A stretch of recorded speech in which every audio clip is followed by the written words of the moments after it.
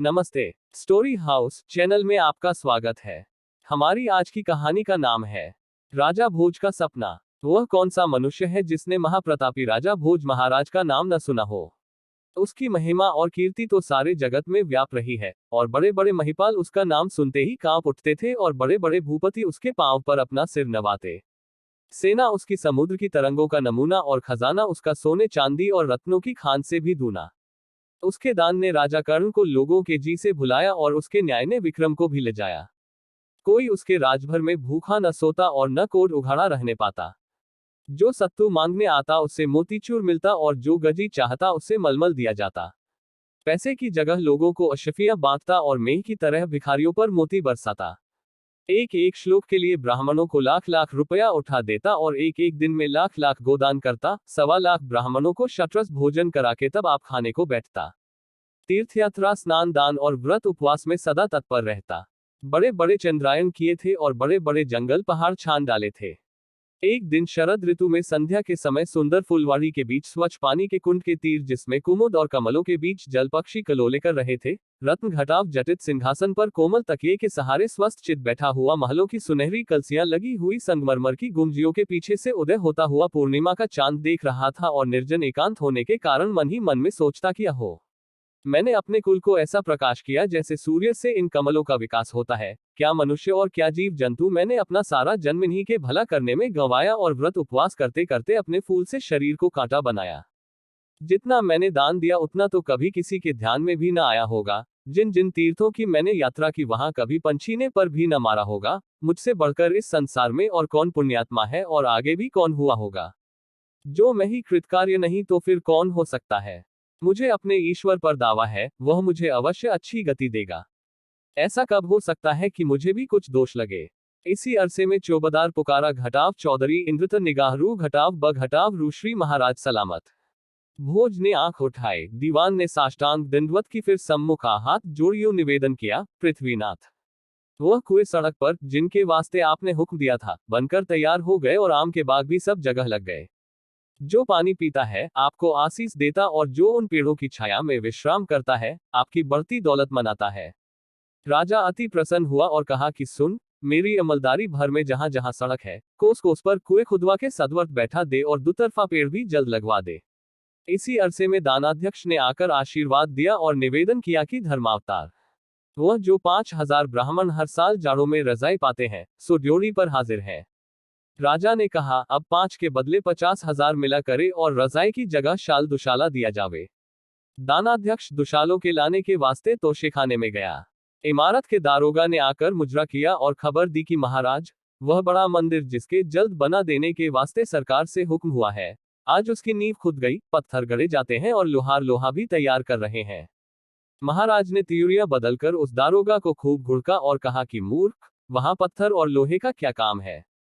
बिल्कुल मंदिर संगमरमर और संगमूसा से बनाया जावे और लोहे बदल उसमें सब जगह सोना काम में आवे जिसमें भगवान भी उसे देखकर प्रसन्न हो जावे, मेरा नाम इस संसार में अतुल कीर्ति पावे। ये सुनकर सारा दरबार पुकार उठा कि धन्य महाराज, धन्य, क्यों ना हो, जब ऐसे हो तब तो ऐसे हो, आपने इस कलिकाल को सतयुग बना दिया, मानो धर्म का उद्धार करने को इस जगत में अवतार लिया। आज आपसे बढ़कर और दूसरा कौन ईश्वर का प्यारा है। हमने तो पहले से ही आपको साक्षात धर्मराज विचारा है। व्यास जी ने कथा आरंभ की, भजन कीर्तन होने लगा। चांद सिर पर चढ़ाया, घड़ियाली ने निवेदन किया कि महाराज रात आधी के निकट पहुंची। राजा की आंखों में नींद छा रही थी। व्यास जी कथा कहते थे पर राजा को ऊँघ आती थी। उठकर रनिवास में गया, जड़ाव पलंग और फूलों की सेज पर सोई रानियां पैर दाबने लगी। राजा की आंख झपक गई तो स्वप्न में क्या देखता है कि वह बड़ा संगमरमर का मंदिर बनकर बिल्कुल तैयार हो गया। जहां कहीं उस पर नक्शी का काम किया है तो बारीकी और सफाई में हाथी दांत को भी मात कर दिया है। जहां कहीं पच्चीकारी का हुनर दिखलाया है तो जवाहिरों को पत्थरों में जड़कर तस्वीर का नमूना बना दिया है। कहीं लालों के गुल्लालों पर नीलम की बुलबुलें बैठी हैं और उसकी जगह हीरो के लोलक लटकाए हैं। कहीं पुखराजों की डंडियों से पन्ने के पत्ते निकालकर मोतियों के भुट्टे लगाए हैं। सोने की चोबों पर कमखाब के शामियाने और उनके नीचे बिल्लौर के हौजों में गुलाब और केवड़े के फुहारे छूट रहे हैं। मनो धूप जल रहा है, सैकड़ों कपूर के दीपक बल रहे हैं। राजा देखते ही मारे घमंड के फूल कर मशक बन गया। कभी नीचे, कभी ऊपर, कभी दाहिने, कभी बाएं निगाह करता और मन में सोचता कि क्या अब इतने पर भी मुझे कोई स्वर्ग में से रोकेगा या पवित्र पुण्यात्मा न कहेगा। मुझे अपने कर्मों का भरोसा है, दूसरे किसी से क्या काम पड़ेगा। इसी अरसे में वह राजा उस सपने के मंदिर में खड़ा खड़ा क्या देखता है कि एक ज्योत सी उसके सामने आसमान से उतरी चली आती है। उसका प्रकाश तो हजारों सूर्यों से भी अधिक है, परंतु जैसे सूरज को बादल घेर लेता है इस प्रकार उसने मुंह पर घूंघट डाल लिया है, नहीं तो राजा की आंखें कब उस पर ठहर सकती थी, वरन इस घूंघट पर भी मारे चकाचौंध के झपकी चली जाती थी। राजा उसे देखते ही कांप उठा और लड़खड़ाती सी जुबान से बोला कि हे महाराज, आप कौन हैं और मेरे पास किस प्रयोजन से आए हैं। उस देव पुरुष ने बादल की गरज के समान गंभीर उत्तर दिया कि मैं सत्य हूँ, मैं अंधों की आंखें खोलता हूँ, मैं उनके आगे से धोखे की पट्टी हटाता हूँ, मैं मृग तृष्णा के भटके हुओं का भ्रम मिटाता हूँ और सपने के भूले हुओं को नींद से जगाता हूँ। हे भोज, यदि कुछ हिम्मत रखता है तो आ, हमारे साथ आ और हमारे तेज के प्रभास से मनुष्यों के मन के मंदिरों का भेद ले, इस समय हम तेरे ही मन को जांच रहे हैं। राजा के जी पर एक अजब दहशत सी छा गई। नीची निगाहें करके गर्दन खुजाने लगा। सत्य बोला, भोज, तू डरता है, तुझे अपने मन का हाल जानने में भी भय लगता है। भोज ने कहा कि नहीं, इस बात से तो नहीं डरता, क्योंकि जिसने अपने तई नहीं जाना उसने फिर क्या जाना सिवाय इसके। मैं तो आप चाहता हूं कि कोई मेरे मन की थाह लेवे और अच्छी तरह से जांचे। मारे व्रत और उपवासों के मैंने अपना फूल घटाव सा शरीर कूटा बनाया, ब्राह्मणों को दान दक्षिणा देते देते सारा खजाना खाली कर डाला, कोई तीर्थ बाकी न रखा, कोई नदी या तालाब नहाने से न छोड़ा। ऐसा कोई आदमी नहीं है जिसकी निगाह में मैं पवित्र पुण्यात्मा न ठहरूं। सत्य बोला, ठीक, पर भोज, ये तो बतला कि तू ईश्वर की निगाह में क्या है। क्या हवा में बिना धूप त्रिसरेणु कभी दिखलारी देते हैं? पर सूरज की किरण पड़ते ही कैसे अनगिनत चमकने लग जाते हैं?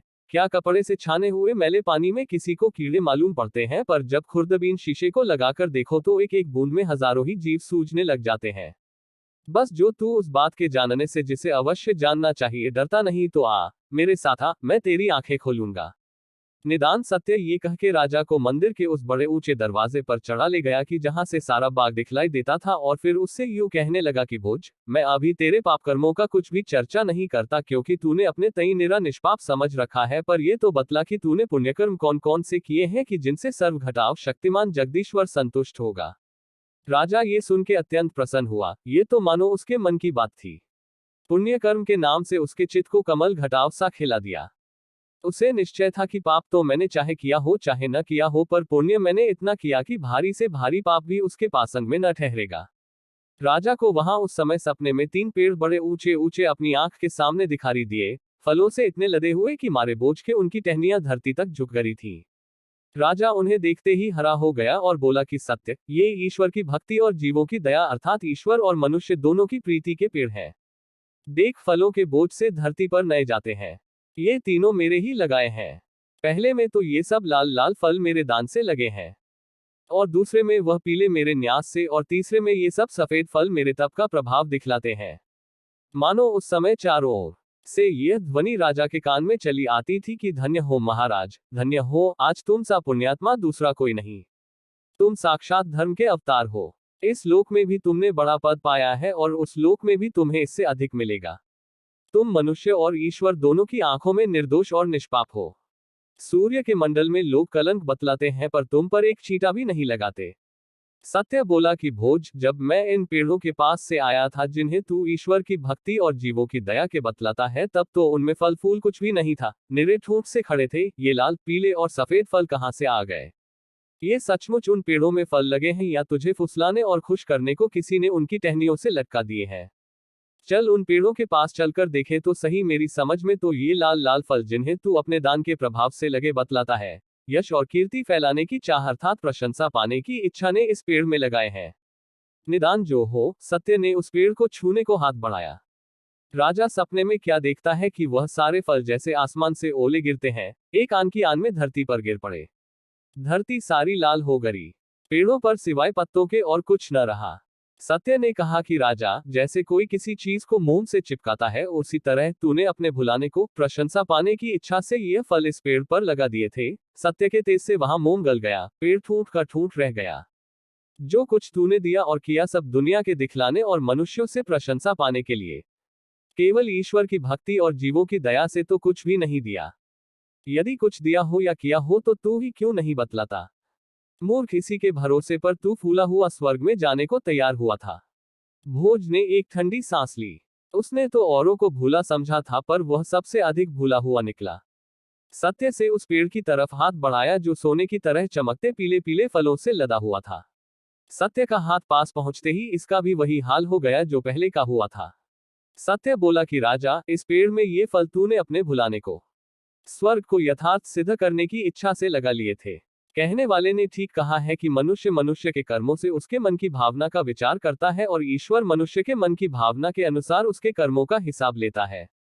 तू अच्छी तरह जानता है कि यही न्याय तेरे राज्य की जड़ है। जो न्याय न करे तो फिर वह राज्य तेरे हाथ में क्यों कर रह सके? जिस राज्य में न्याय नहीं वह तो बेघटाव नींव का घर है, बुढ़िया के दांतों की तरह हिलता है, अब गिरा तब गिरा। मूर्ख, तू ही क्यों नहीं बतलाता कि यह तेरा न्याय स्वार्थ सिद्ध करने और सांसारिक सुख पाने की इच्छा से है अथवा ईश्वर की भक्ति और जीवों की दया से? भोज की पेशानी पर पसीना हो आया, आंखें नीची कर ली, जवाब कुछ न बन पड़ा। तीसरे पेड़ की पारी आ रही। सत्य का हाथ लगते ही उसकी भी वही हालत हुई। राजा अत्यंत लज्जित हुआ। सत्य ने कहा कि मूर्ख, ये तेरे तप के फल कदापि नहीं, इनको तो इस पेड़ पर तेरे अहंकार ने लगा रखा था। वह कौन सा व्रत व तीर्थयात्रा है जो तूने निहंकार केवल ईश्वर की भक्ति और जीवों की दया से किया हो? तूने ये तप इसी वास्ते किया कि जिसमें तू अपने तई औरों से अच्छा और बढ़ के विचारे। ऐसे ही तप पर गोबर गणेश, तू स्वर्ग मिलने की उम्मीद रखता है, पर ये तो बतला कि मंदिर की उन मुंडेरों पर वे जानवर से क्या दिखलारी देते हैं। कैसे सुंदर और प्यारे मालूम होते हैं, पर तो उनके पन्ने के हैं और गर्दन फिरोजे की दुम में सारे किस्म के जवाहिर जड़ दिए हैं। राजा के जी में घमंड की चिड़िया ने फिर फुरफुरी ली, मानो बुझते हुए दिए की तरह जगमगा उठा। जल्दी से जवाब दिया कि हे सत्य, ये जो कुछ तू मंदिर की मुंडेरों पर देखता है मेरे संध्या वंदन का प्रभाव है।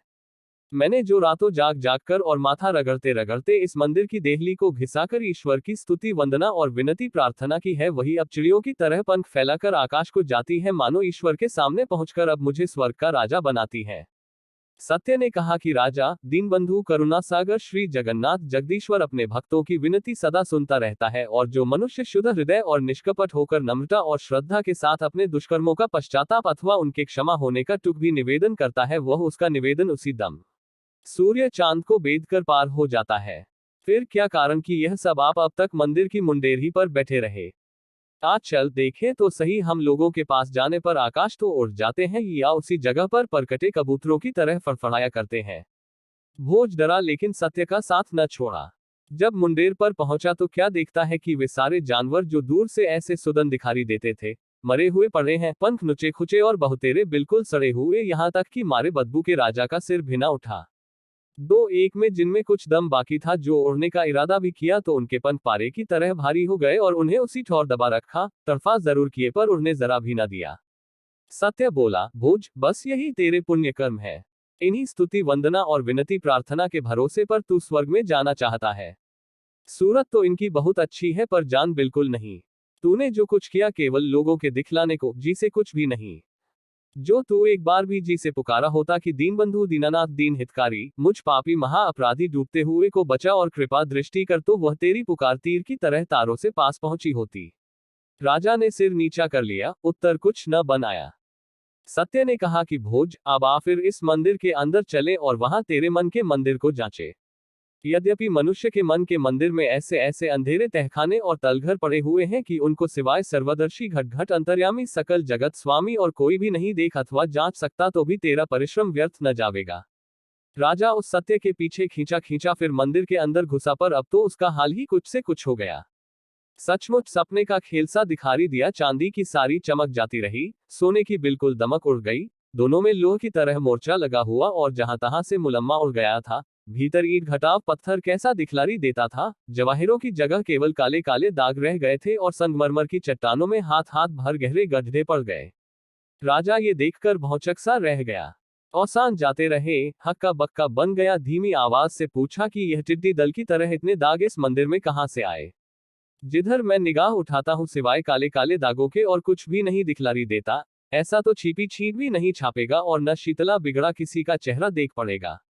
सत्य बोला कि राजा, ये दाग जो तुझे मंदिर में दिखलारी देते हैं वे दुर्वचन हैं जो दिन रात तेरे मुख से निकला किए हैं।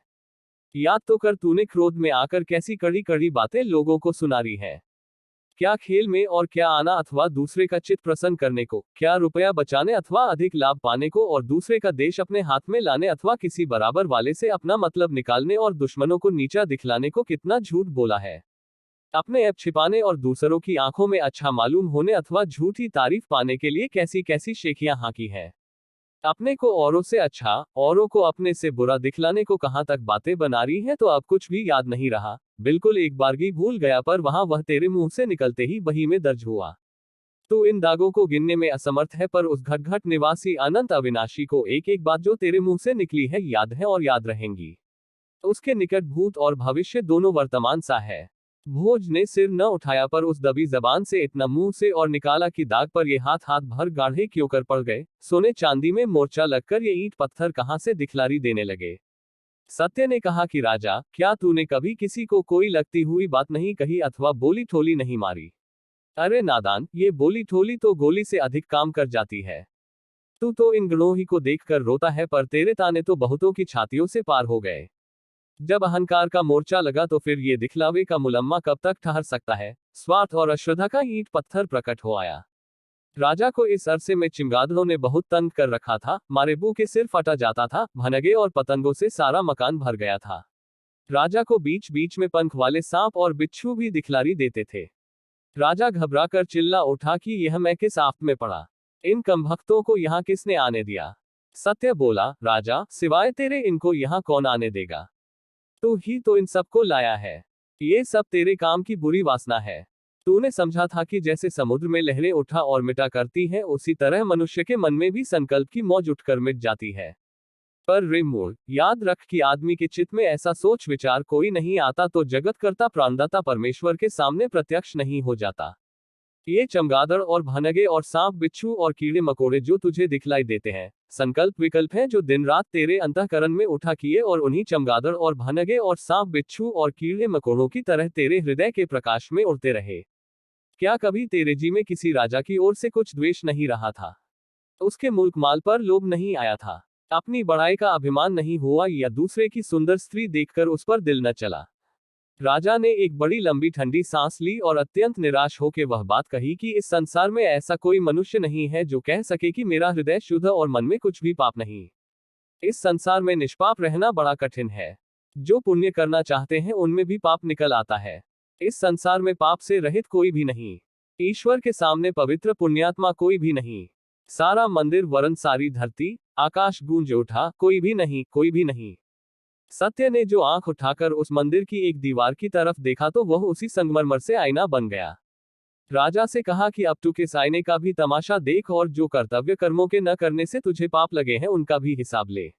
राजा उस आईने में क्या देखता है? जिस प्रकार बरसात की बढ़ी हुई किसी नदी के जल के प्रवाह में बहे जाते हैं उस प्रकार अनगिनत सूरतें एक ओर से निकलती और दूसरी ओर अलोप होती चली जाती हैं। कभी तो राजा को वे सब भूखे और नंगे आईने में दिखलारी देते जिन्हें राजा खाने पहनने को दे सकता था पर न देकर दान का रुपया उन्हीं हटे कट्टे मोटे मुसटन खाते पीते हुओं को देता रहा जो उसकी खुशामद करते थे या किसी की सिफारिश ले आते थे या उसके कारदारों को घूस देकर मिला लेते थे या सवारी के समय मांगते मांगते और शोरगुल मचाते मचाते उसे तंग कर डालते थे या दरबार में आकर उसे लज्जा के भंवर में गिरा देते थे या झूठा छापा तिलक लगाकर उसे मक्र के जाल में फंसा लेते थे या जन्मपत्र में भले बुरे ग्रह बतलाकर कुछ धमकी भी दिखला देते थे या सुंदर कविता और श्लोक पढ़कर उसके चित्त को लुभाते थे। कभी वे दीन दुखी दिखलाए देते जिन पर राजा के कारदार जुल्म किया करते थे और उसने कुछ भी उसकी तहकीकात और उपाय न की। कभी उन बीमारों को देखता जिनका चंगा करा देना राजा के इख्तियार में था। कभी वे व्यथा के जले और विपत्ति के मारे दिखलाए देते जिनका जी राज के दो बात कहने से ठंडा और संतुष्ट हो सकता था। कभी अपने लड़के और लड़कियों को देखता जिन्हें वह पढ़ा लिखा कर अच्छी अच्छी बातें सिखाकर बड़े बड़े पापों से बचा सकता था। कभी उन गांव और इलाकों को देखता जिनमें कूप तालाब खुदवाने और किसानों को मदद देने और उन्हें खेती बाड़ी की नई नई तरकीबें बतलाने से हजारों गरीबों का भला कर सकता था। उन टूटे हुए पुल और रास्तों को देखता जिन्हें दुरुस्त करने से वह लाखों मुसाफिरों को आराम पहुंच सकता था। राजा से अधिक देखा न जा सका। थोड़ी ही देर में घबरा कर हाथों से अपनी आंखों को ढांप लिया। वह अपने घमंड में उन सब कामों को तो सदा याद रखता था और उनकी चर्चा किया करता जिन्हें वह अपनी समझ में पुण्य के निमित्त किए हुए समझा था पर उन कर्तव्य कामों का कभी टुक सोच न किया जिन्हें अपनी उन्मत्तता से अचेत होकर छोड़ दिया था। सत्य बोला, राजा अभी से क्यों घबरा गया, आ इधर आ, इस दूसरे आईने में मैं तुझे अब उन पापों को दिखलाता हूँ जो तूने अपनी उम्र में किए हैं। राजा ने हाथ जोड़े और पुकारा कि बस महाराज, बस कीजिए, जो कुछ देखा उसी में मैं तो मिट्टी हो गया, कुछ भी बाकी न रहा, अब आगे क्षमा कीजिए।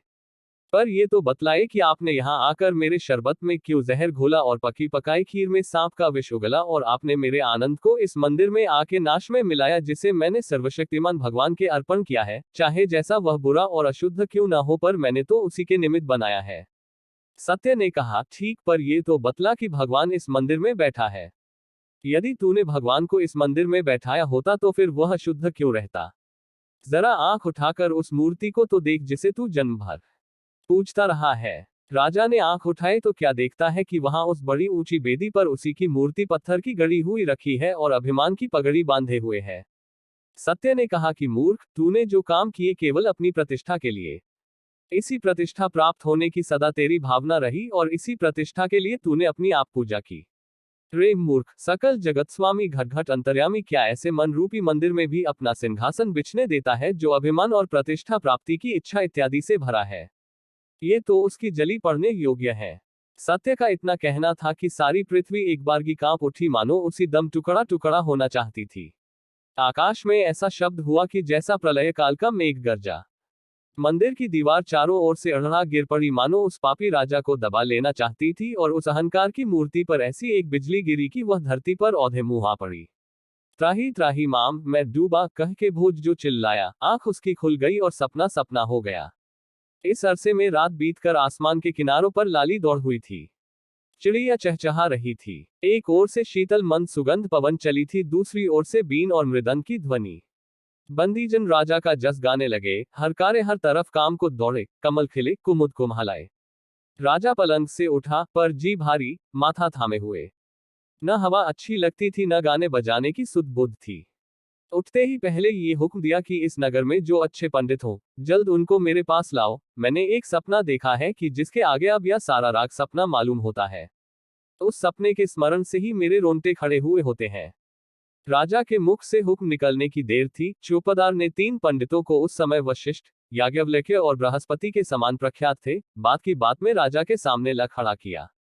राजा का मुंह पीला पड़ गया था, माथे पर पसीना हो आया था। पूछा कि वह कौन सा उपाय है जिससे यह पापी मनुष्य ईश्वर के कोप से छुटकारा पावे।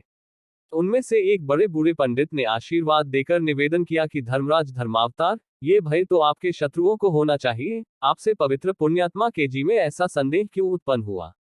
आप अपने पुण्य के प्रभाव का जामा पहन के बेखटके परमेश्वर के सामने जाए, न तो वह कहीं से फटा फटा है और न किसी जगह से मैला कुचैला हुआ है।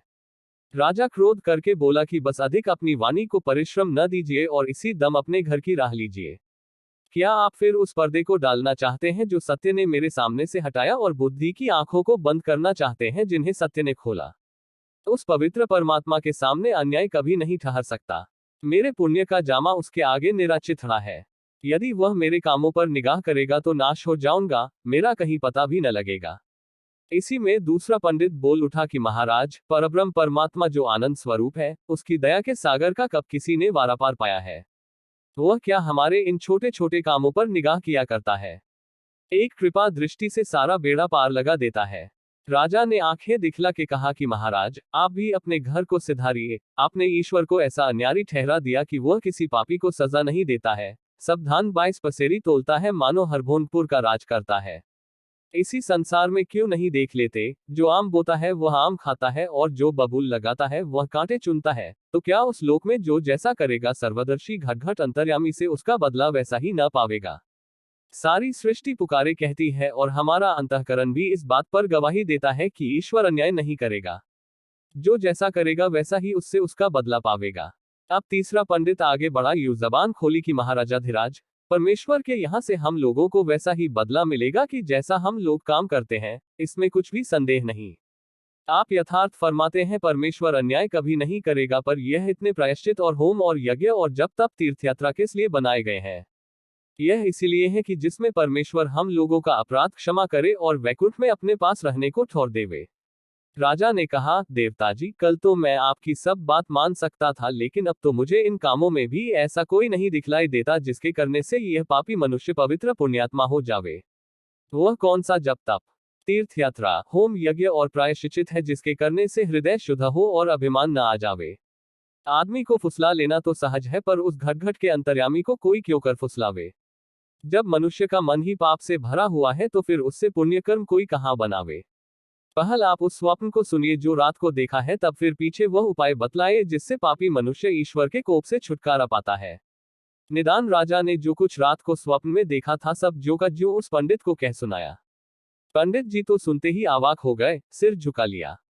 राजा ने निराश होकर चाहा कि तुशानल में जल मरे, पर एक परदेसी आदमी सा जो उन पंडितों के साथ बिना बुलाए घुस आया था, सोचता विचारता उठ खड़ा हुआ और धीरे से यूं निवेदन किया कि महाराज, हम लोगों का करता ऐसा दीनबंधु कृपा सिंधु है कि अपने मिलने की राह पाने की सच्चे जी से मदद मांगिए। हे पाठक जनों, क्या तुम भी भोज की तरह ढूंढते हो और भगवान से उसके मिलने की प्रार्थना करते हो? भगवान तुम्हें शीघ्र ऐसी बुद्धि दे और अपनी राह पर चलावे, यही हमारा अतःकरण से आशीर्वाद है। जिन ढूंढा तिन पाइया गहरे पानी पैठ।